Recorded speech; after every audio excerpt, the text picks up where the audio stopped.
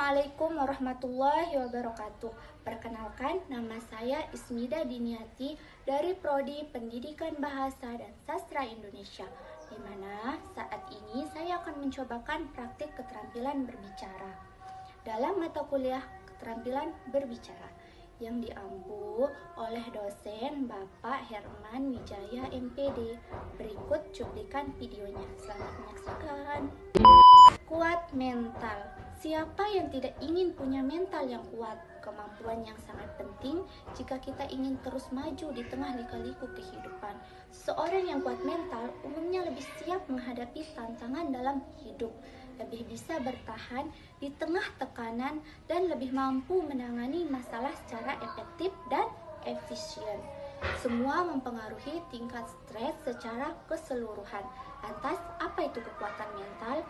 Psikolog Ani Morin bilang, kita punya kekuatan mental ketika kita tahu bagaimana mengatur emosi, mengelola pikiran, dan mengambil langkah positif dan produktif terlepas dari keadaan kita. Menurut Morin, mental yang kuat mempunyai 5 komponen penting.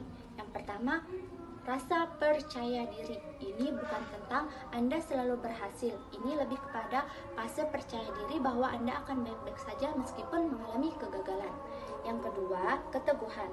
Inilah yang membuat Anda kembali semangat ketika menghadapi tantangan atau kesulitan, apakah itu di dunia kerja atau di ranah pribadi. Yang ketiga, ketekunan. Kemauan untuk terus maju meski suatu terasa sulit dilakukan atau dijalankan. Yang keempat, kesadaran diri. Penting bagi kita untuk mengenali diri, kekuatan kita, kelemahan kita, keyakinan kita, kebiasaan kita, dan bagaimana semua berdampak pada kehidupan kita. Yang kelima, disiplin diri. Seberapa tahan kita dengan godaan dan seberapa mampu kita menunda kepuasan. Jangan keliru. Punya mental yang kuat bukan berarti menekan perasaan habis-habisan demi terlihat kuat dari luar. Kita punya mental yang kuat ketika kita mampu menyadari emosi kita, sehingga kita bisa mengatasi perasaan tidak nyaman dengan cara tidak merugikan diri sendiri. Contoh, ia yang punya mental yang kuat bukan berarti ia yang mengatakan gagal bukan pilihan, melainkan ia yang berpikir gagal itu bisa terjadi, tapi saya cukup kuat menghadapinya ketika itu terjadi. Lantas bagaimana cara mengembangkan kekuatan mental? Seperti otot fisik, otot mental pun butuh Anda latih dengan cara yang pertama, mengubah cara berpikir. Yang kedua, menghadapi kebiasaan membangun.